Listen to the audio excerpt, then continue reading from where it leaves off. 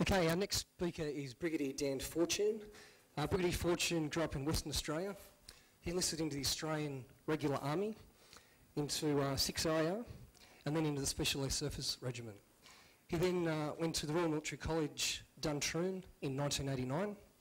In fact, I joined Duntroon in 1990, and I remember seeing Colonel Fortune there, and his sort of reputation preceded him, having been in the Special Forces and what have you, and which was great.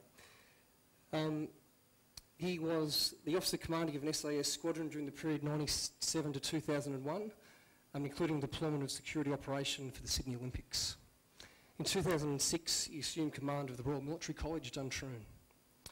He's had a couple of postings or deployments to Afghanistan in 2008 and 2010, and he was awarded a Distinguished Service Cross in 2009's Queen Birthday Honours List for service in Afghanistan. Brigadier Fortune is married with 2 daughters. I'd now like to ask Brigadier Fortune to come forward and address the audience on the operationalisation of spiritual guidance. Thanks.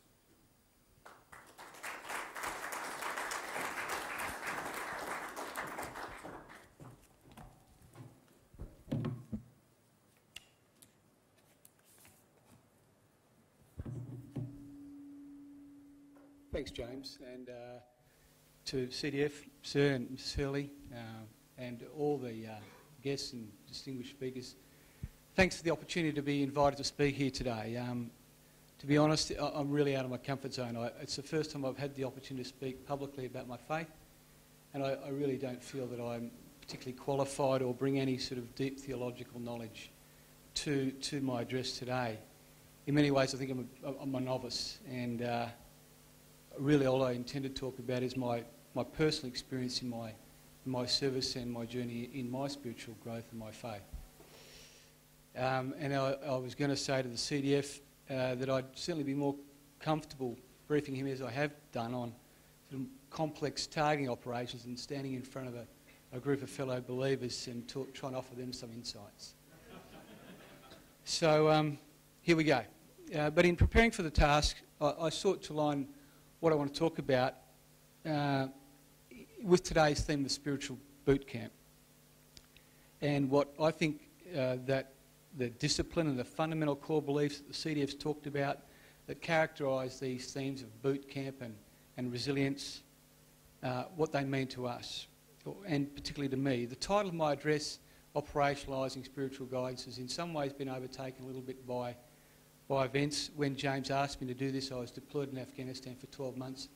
I think he was seeking a sort of an SF operational perspective, and I'll try to talk to that, but I really wanted to reframe it more broadly to talk about some of the issues that I think organisationally as well as operationally we can talk to. And for the non-military members in the audience, I'll try and sort of decode my use of acronyms and colloquial military terms, so please bear with me. And operationalising, really what I'm talking about there is taking theory and taking the rhetoric and turning it into actual conduct and practical, implemented ways of bringing our faith into the challenges of our service. So through that prism and the lens that I look at as my service as a defence Christian, what I want to try and do in the next 20 minutes is 3 things. Why should we as military Christians be heard as a voice in defence? And CDF mentioned how that can potentially be sensitive, and I think we can be a voice for cultural change, inspired by Christ's teachings. But how do we craft this and bring it into the tolerant dialogue that's necessary to have resonance, because it's a contested space? What is it that our spiritual resilience and our boot camp approach brings to that battle space? How do we use that to strengthen our resolve and guide us on the journey and take the organisation forward, which is really a challenge, and how we grow with that organisation as Christians? And where do we target that? Using the operational term, where are our high-value targets? How do we disrupt that network of evil? And I intend to talk to 3 areas. Entry, ab initio, that boot camp on arrival at the Defence Force, having joined the Army as a 17-year-old boy, and then having had the chance to serve at Duntroon and ab initio environment. I'm convinced that that's a really important area. When we're deployed on operations, from my command experience, and then I think probably most importantly when soldiers come home, and how do we use the spiritual resilience and our messages of faith to heal their wounds and help them recover sometimes and serve on without that trauma defining their lives. And that's really a lot of my day job responsibilities now. So turning to why we should get involved. I think it's, as Defence Christians, we should be able to contribute and be in the debate that surrounds what are these difficult and confronting issues talked to, as by the mentions of CDF, the DLA Piper report, the concerns of systemic abuse, the treatment of women, unacceptable behaviour that, while I agree don't define us as an organisation, they're a reality we must confront. And I think it's a fault line, and I'll come back to that description shortly. I think we as followers of Christ must be prepared to engage through our fellowship and participate in that battle. We've got to be into the battle and engage in it. And we must ensure that we are mobilised, operationalised. We're doing our force preparation and our battle procedure to assist our senior leaders. It talks in the Pathways to Change of owning our values. I think we as Christians need to own part of the challenge. We need to own the problem. And if we can address and support these cultural pathways initiatives, I think we bring a unifying message. I think we bring an immutable truth. And I'm just looking for the way to move these slides forward. If you can go slide, please. I think it is a truth we can bring. It's a unifying message. It's being faithful to Christ's teachings. And this quote was talked to last night at the dinner, and I think it really gives us a beacon, a clarity, and a unifying message. However, we have to invite people into this. It's not a coercion. The good news must be an invitation. And in doing that, as Defence Christians, we have to ensure we have a tolerant and a dialogue with other views. And this engagement and interaction is critical to be a respected and valued voice in what is clearly a contested narrative and how we should move the organisation forward. And we can't afford our nourishment of our personal faith to be regarded as zealotry or exclusive or parochial. But we don't have to water down our message. It is very clear and it doesn't require compromise. And as Defence Christians, we should be true to that. And I think in many ways, and I'm convinced that Christian-inspired truth has resonance and alignment and coherence with many other faiths in the Defence Force and the Defence Organisation. And I think we should emphasise the power and resonance of our message. So to the what and the issue of spiritual resilience. Next slide, please. Thank you. Well, there's a definition of what we talk about resilience, and how do we bring that to the growth, and how do we bring that to embrace these challenges? I think we in the military understand that boot camp, and the CDF mentioned Kapooka, and I recall my experiences as a 17-year-old at Kapooka. It really is where those core values and those principles can be inculcated.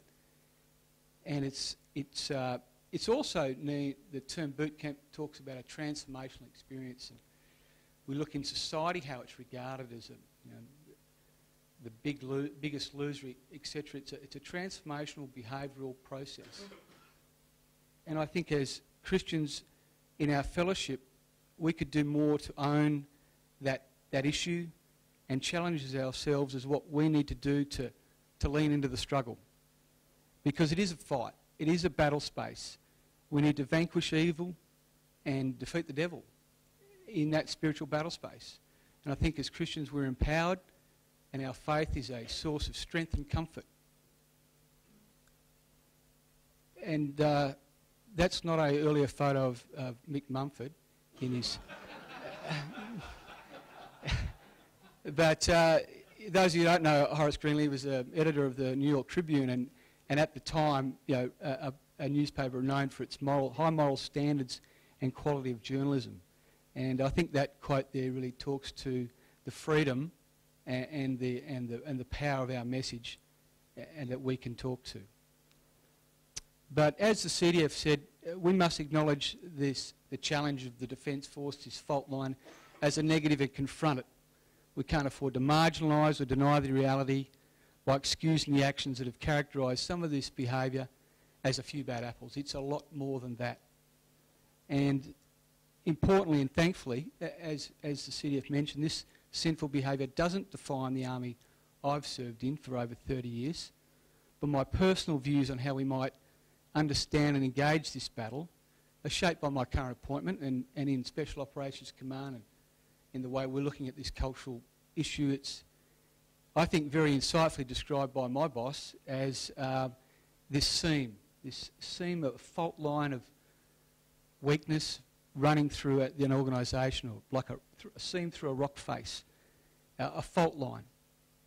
And therefore, our challenge is, and the focus of what we as Christians might do, is how do we apply practical measures of our faith, operationalise our guidance to buttress or to reinforce or to those defence values and the ethos, to insulate the good, to protect the good from any fault line, sever it in many ways and block it. And I think we can be sure from our study of God's Word that this evil, this fault line, is not going to go away. And sadly, sin and devil, as we know, are part of the world we must live in. And it's a contested fight. In the military term, it's a non-permissive environment.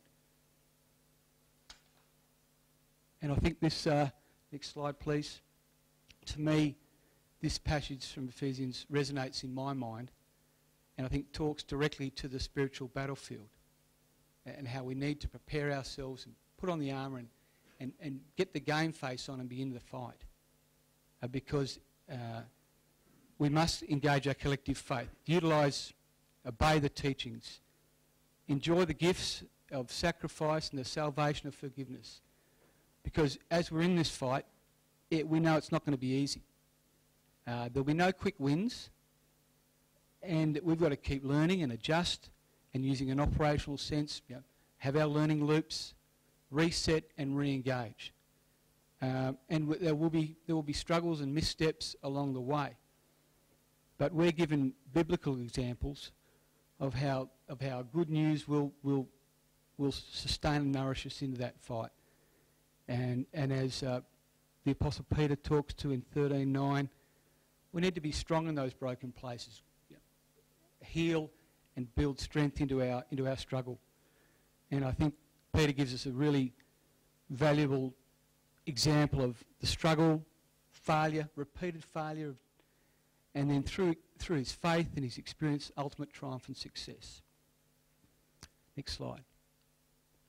And I think the quote from C.S. Lewis here talks to me about how our faith and the love of the Lord can sustain us through that struggle. Okay, so where do we engage? And what are these high-value targets or target areas? As I talk to bringing that spiritual boot camp resilient methodology to ab initio training, and we know it's topical of VADFA, I think we might look at our deployed people on operations, particularly with Army. The values of how they conduct themselves in operations is topical in the media, not in necessarily in the context of the current tragedies, just more broadly about how we reflect our Anzac values and the public face of our deployed Defence Force. And as I said previously, most importantly, how do we bring a Christ-inspired approach to caring and healing our veterans and our mentally injured as they return to life, and how do we help them reintegrate and live as healthy, productive people, not those scarred and adversely affected by their service. And that, I think, is a real area we can bring something to that debate and that process. So again, as I said, my intent is to pose the question really as to what we in the Military Christian Fellowship and the broader defence Christian faith can bring into that engagement. I'll only really touch on the wave tops of those three areas because there's a lot of layers of complexity and a range of factors. So I'm probably bringing a bit of a simplistic view. But I'm talking here not intellectually, but from my spiritual perspective as a Christian in that struggle. So in terms of ab initio and entry training, as the CDF said, in my experience, we've just got to exemplify and cherish the hard-earned and widely respected legacy that our predecessors have given to us, that Anzac tradition, and as James mentioned, no doubt they're founded on those Christian pillars and values of our faith. But this ab initio experience that gives us a real opportunity to shape and influence at that point. Next slide. We'll stick on that one, mate.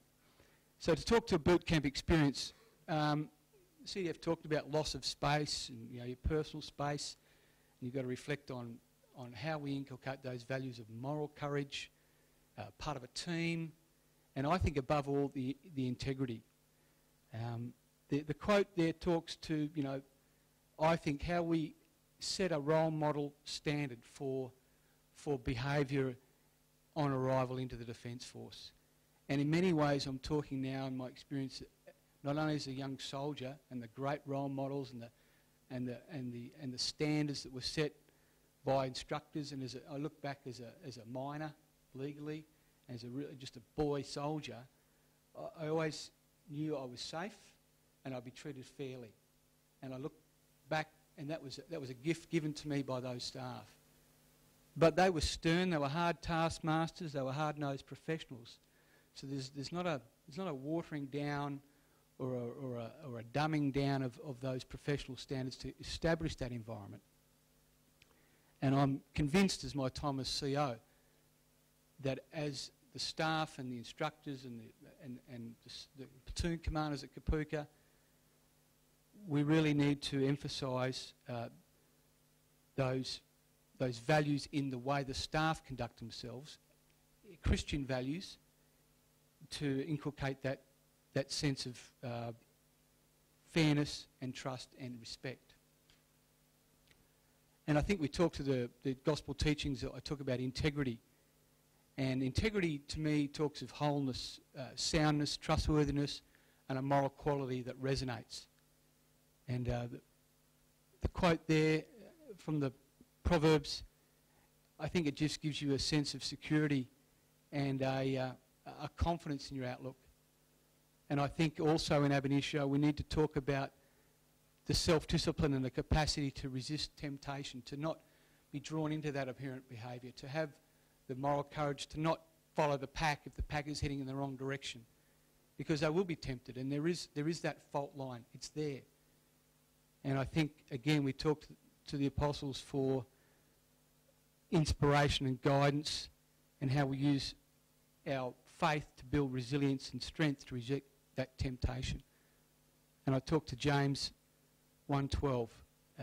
Blessed is the man who endures temptation, because he will receive the crown of the Lord that is promised to him who love him. And to me, that talks to that self-discipline, that ability to resist temptation. So turning now to operations. And despite the bravery and exemplary service that we all know, and those in uniform and the CDF spoke publicly yesterday, doing a great job. But I think I don't intend to focus on that positive issue today, because I've seen it up close where that is what characterises our service overseas. However, I thought I'd bring to the debate here areas in our cultural and leadership challenges, some of the weaknesses that I think are evident, the cultural weaknesses that are still evident on operations. And I think it's important as an army officer that how will our army be defined by a block of 7 or 8 years of operational service in Afghanistan? And what will that cultural foundation define our army going forward? And we know from history that wartime culture does define or redefine the future organisation. We look at the Anzac traditions established they permeate now, still 100 years later. And there's a patchwork and there's a range of layers. But I think we need to look at that in our organisation, warts and all, and have an examination of some of the issues that aren't as strong as they could be. So as Christians, how do we get positively engaged in this future growth? And I think I'm talking here to, I sense as a potential weakness in a preciousness and a sense of entitlement, and to some extent those fault lines that permeate service amongst our army overseas. And you don't have to look too far to look to the recent post-operation reporting that talks to this from CEOs of the task forces, and in So Command it's something we're very attuned to. We've got our rock stars and our demandos, and the sense of celebrity and a personal aggrandisement over a sense of collective obligation, and a lack of adherence to the basics and the fundamentals, which just compromises operational success. In my experience as a soldier in SAS, and then in these command appointments, particularly CT service, and then as the CEO of the Special Operations Task Group, if you don't do the thankless, mundane, essential tasks really well, there's no shortcut to operational success or tactical excellence. So this requires, in my view, the Christian focus on diligence, perseverance and deferred satisfaction. And I look there again to the Proverbs to talk to the struggle. And I really think this go to the ant and consider its ways and be wise, it's a wonderful analogy. It talks about team focus, collective obligation and responsibilities over rights. And I think they're things as Christians we can bring, and as Christians in the operational space build into our culture of our soldiers to offset this entitlement and preciousness. Obviously we have to be resilient and build capacity to endure the struggles and suffering, and we're living that now.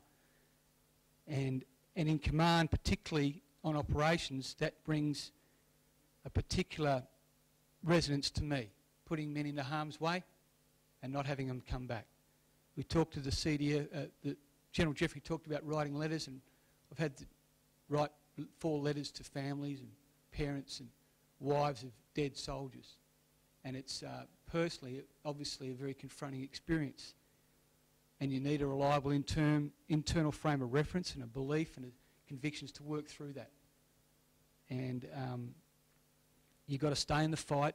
As a leader, you've got to be resolved, and I'm sure the CDF and his example is one we can all look to stay in the fight and continue to set an example. And in some ways, this suffering is something we should welcome, because it builds perseverance and it builds character, and through that it brings the Holy Spirit and hope. And this quote here talks to that from Paul's letter to Romans. And I think it's a wonderful continuum that talks to that obligation, as well as that beacon of hope and the power of the Holy Spirit to work through that suffering. Next slide, please, mate.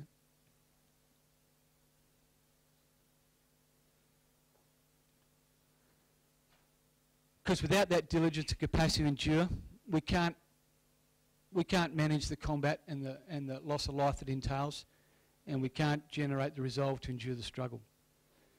And we must leave a legacy on operations that proudly and fiercely protects the Anzac legacy. And I think the last point on my view on operations and a Christian value of humility and a sense of no arrogance or vanity and a respectfulness of others is essential.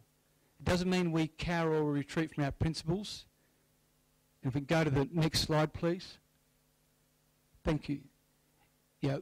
Again, this blessed are the meek, meek not weak. Meek is respectful, but not will not reconcile from the principles.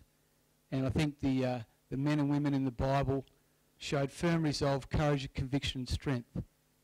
And it talks to how we can look to that example for me that reaches across all the three areas that I talked to, but particularly our conduct and operations, where our interaction with other nations and peoples really talks to the risks and dangers of combat, because that's where it resonates, and that's where the bottom line often is.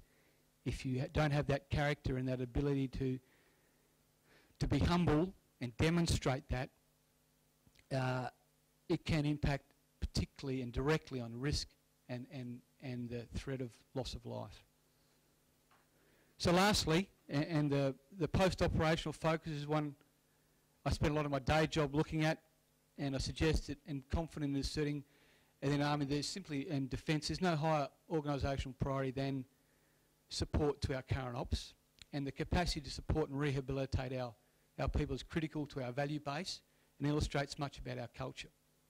And of the three things I've talked about, I think it's the ones that's in many ways the most challenging, but the one that we're doing the best in. And it reflects the leadership and the personal commitment of all in defence and the wider government.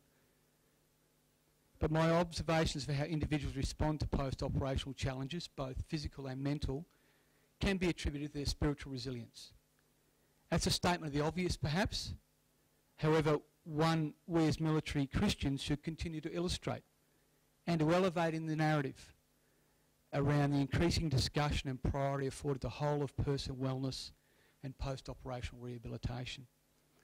And we know that the science here is acknowledging and in many ways turning to faith-based core values as an essential pillar of how we deal with issues such as post-traumatic stress disorder and what is increasingly described as a bow wave or a tsunami of the legacy of our continued operational commitments, particularly an area we're looking to in Special Operations Command. And those of you might have had some opportunity to look at this, Dr. Martin Segelman is a world expert in resilience, and he talks to positive optimistic thinking and authentic happiness. And his work with the US Army, his scientific psychology has been harmonised into recognising the spiritual dimension as the US Army organisationally confront this challenge and seek to establish a framework of comprehensive soldier fitness. And that slide next talks to the spiritual dimension of the US Army approach, and I've highlighted some of the words there that I think really resonate in that spiritual dimension. And I think it's how do we as military members operationalise the spiritual guidance to build resilience. So it's being recognised. What do we do to bring that into the spiritual battle space that we confront? I assert it's through the messages of compassion and forgiveness and Christ's teaching and his example. To me, the gifts of grace and peace are a huge source of comfort as I've personally struggled and wrestled with reintegration and adjustment, and at times even being haunted and confronted by memories, images of combat death and fear, and extreme emotion. You know, the last 30 seconds of a helicopter ride into a target are intensely emotional and a massive adrenaline hit. But it's not normal, and if it's not managed over the long term, it's not healthy. And I've seen many continue in the SF experienced veterans struggle with their service and their ability to reintegrate and move beyond that experience, and so it doesn't define their future life and their interaction with their families and the community. And I think Christ gives us his grace here, and to me it's a personal guarantee that I can cast my fears and worries aside.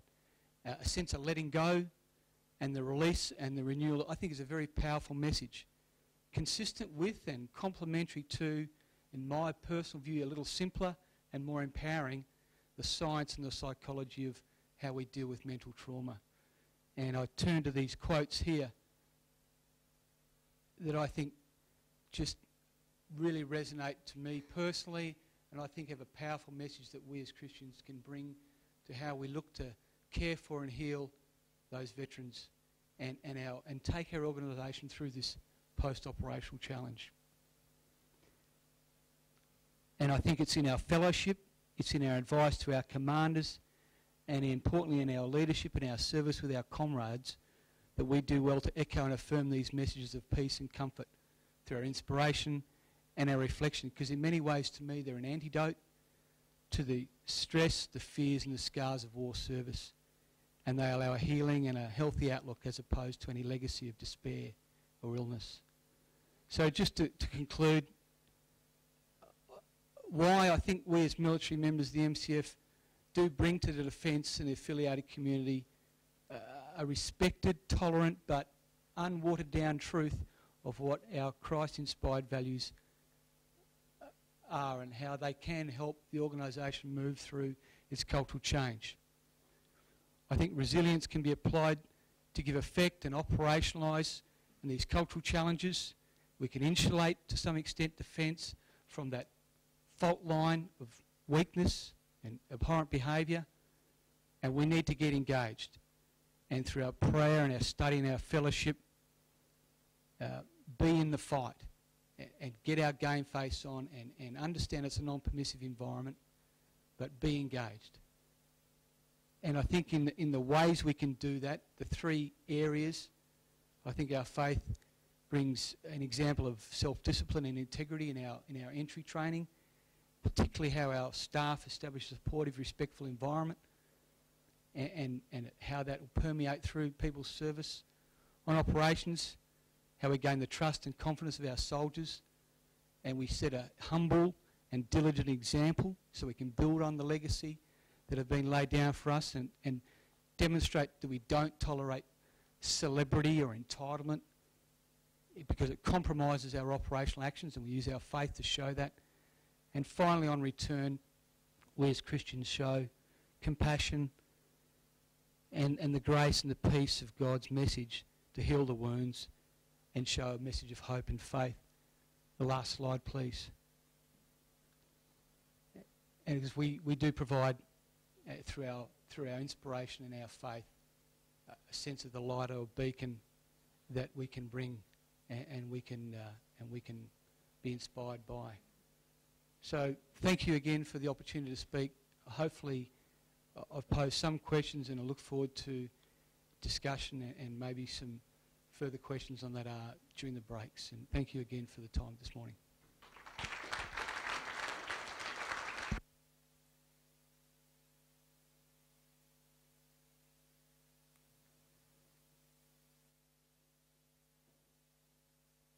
Thank you very much, sir, for sharing your insights and giving us, as military Christians, a way to engage. Again, looking at the spiritual boot camp theme of initial training on operations and also coming home from deployment.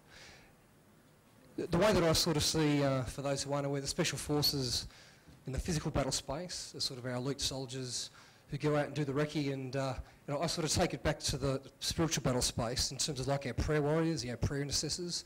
They're the ones who understand the environment, go out behind the four walls, see what the enemy's up to, and basically cut it at the knees even before they've got a chance to do what they want to do. So thanks very much, sir, for your insights and challenges that you've put before us. Thanks very much.